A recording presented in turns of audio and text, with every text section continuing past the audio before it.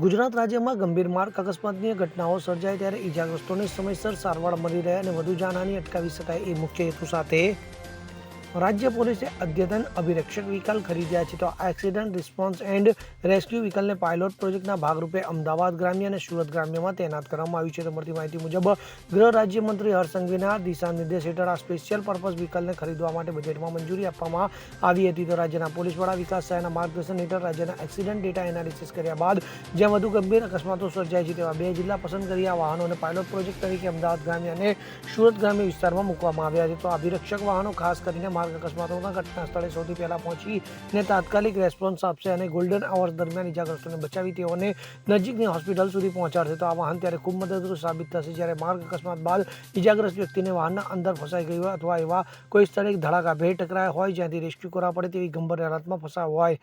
આ આધુનિક વાહનમાં ઓક્સિજન બોટલ ઉપરાંત 32થી વધુ ખાસ રેસ્ક્યુ ટૂલ્સ એન્ડ ઇક્વિપમેન્ટ્સ મૂકવામાં આવ્યા છે. જેમાં metal cutter, glass cutter, bolt cutter, telescopic ladder, stretcher, generator અને હેવી વેઇટ લિફ્ટ કરી શકે તેવી વીંચ જેવા ખાસ પ્રકારના અદ્યતન વ્યાવસાયિક સાધનોનો સમાવેશ થાય છે. Bureau report, CN24 news. હવે જુઓ દેશ દુનિયાની તમામ ખબરો તમારી આંગળીના ટેરવે. ઉઠાવો મોબાઈલ અને Google Play Store પરથી ડાઉનલોડ કરો અમારી CN24 ન્યૂઝ મોબાઈલ એપ.